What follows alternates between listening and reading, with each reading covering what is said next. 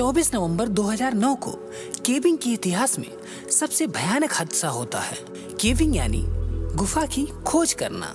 यह एक ऐसा खेल है जहां पर सांस लेने की भी जगह नहीं होती, जो कि इतनी ज्यादा सक्रिय होती है कि उस पर घिस घिस कर चलना होता है।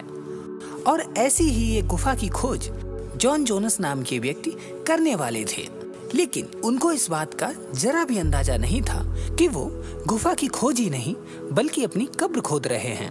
दोस्तों, आपको बताते चले कि 24 नवंबर के दिन रात को 8 बजे वो और उनका भाई जोश, उनके साथ 10 और मेंबर्स का एक ग्रुप एक गुफा को एक्सप्लोर करना शुरू करते हैं। पहले का तो 1 घंटा बहुत ही मजेदार रहता है। उन्होंने गुफा के अंदर सबसे बड़ी जगह बिग स्लाइड्स का भी पता लगाया। ये तो इतना आसान था कि उनके बीच बहस होने लगी थी कि वहाँ सबसे पहले कौन व्यक्ति पहुँचा।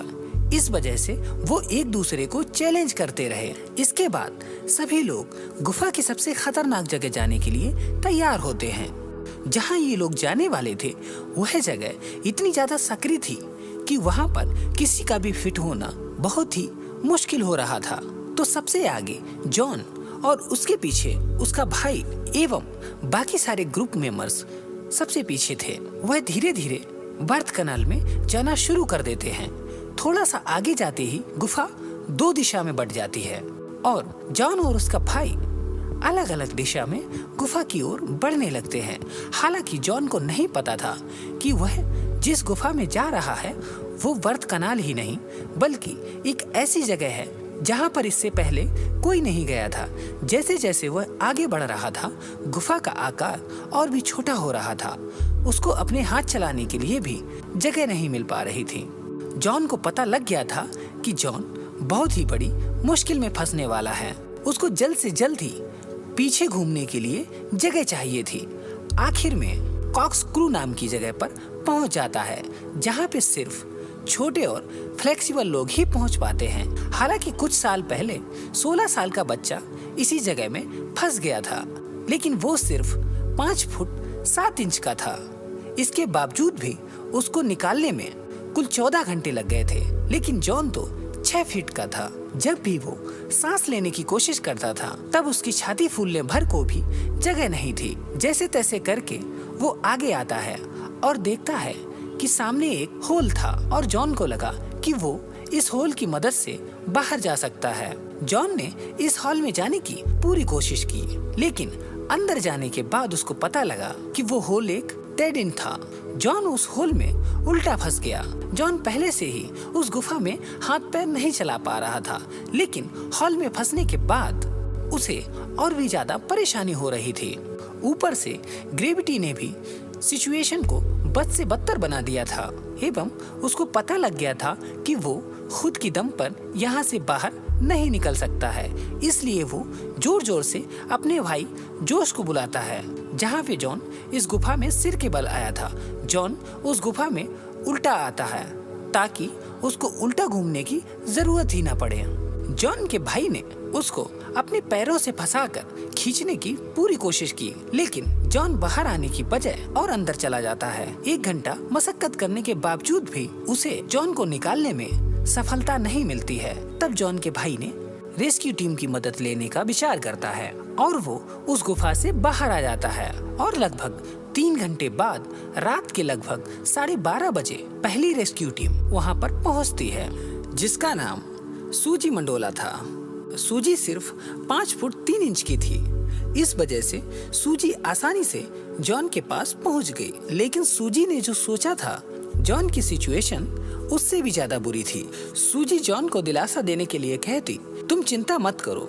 इस पर जॉन बोलता है, हाय सूजी, आने के लिए थैंक यू, लेकिन मुझे जल्द से जल्द बाहर निकलना है। सूजी जॉन को बाहर निकालने में अपनी पूरी जान झोंक देती है, लेकिन 2 घंटे मेहनत करने के बावजूद जब जॉन नहीं निकलता तो सूजी को थकावट के कारण बाहर जाना पड़ता है।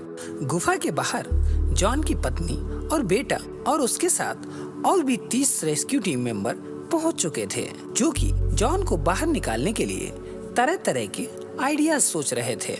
आखिर में जॉन के पैर पर रस्सी बांधकर उसको खींचने की बात पर सब राजी होते हैं। इस वजह से एक रेस्क्यू मेंबर जॉन के पैरों पर रस्सी बांधकर बाकी सब रेस्क्यू मेंबर उस रस्सी को खींचने लगते हैं।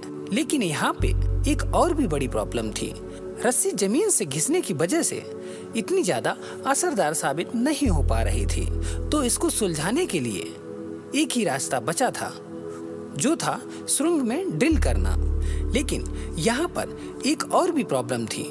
ड्रिल करने के लिए मशीन को गुफा के अंदर लाने में ही लगभग 1 घंटा लग जाएगा। उसके बाद ड्रिलिंग करके सिस्टम बनाने में कई घंटे लग सकते थे और जॉन के पास इतना ज्यादा समय नहीं था, क्योंकि रेस्क्यू टीम में जो डॉक्टर था उसके मुताबिक जॉन सर के बल जाने के कारण उसके शरीर का सारा खून उल्टा घूम गया है और उसका ब्लड उसके लंग्स में जा रहा है। डॉक्टर के मुताबिक यदि जॉन को जल्द से जल्द बाहर नहीं निकाला गया तो वो हार्ट अटैक की वजह से अपना जीवन गंवा देगा। इसी वजह से रेस्क्यू टीम बिना किसी समय को बर्बाद करते हुए जॉन को बाहर निकालने में जुट जाते हैं। फिर वो जॉन को पीछे की ओर खींचते हैं, लेकिन उसके पैर गुफा की छत से टकरा रहे थे, क्योंकि जॉन अपने पैर को मोड़ नहीं पा रहा था। वहाँ पर इतनी भी जगह नहीं थी कि वो अपने पैर को मोड़ सके या फैला सके। तभी अचानक रेस्क्यू टीम का भी एक मेंबर बेहोश हो जाता है। कुछ देर बाद जब उसकी आंखें खुलती हैं तब वो देखता है कि उसके सर से बहुत ज्यादा खून बह रहा है और वो भी वहां जाके फंस गया है जहां पर जॉन पहले फंसा हुआ था। लेकिन उसकी बॉडी काम करना बंद कर चुकी थी, हालांकि उसकी सांसें अभी चल रही थी।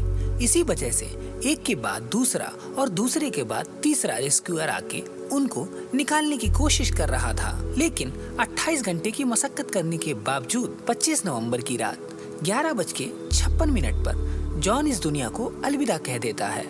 हालांकि उसका परिवार इस चीज को मानने के लिए तैयार ही नहीं होता है कि कैसे एक छोटी सी गलती के कारण जॉन का ये हाल भी हो सकता है। इसी वजह से रेस्क्यू टीम अब भी जॉन की बॉडी को निकालने के लिए मशक्कत कर रहे थे।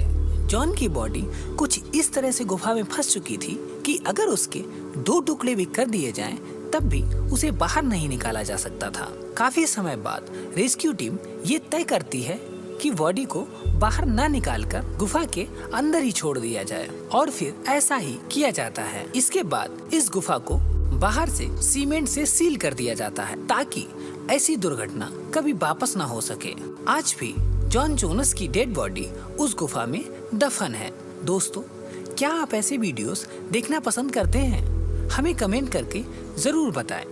और यदि आप ऐसे ही वीडियोस देखने के शौकीन हैं तो प्लीज हमारे चैनल को सब्सक्राइब जरूर करें।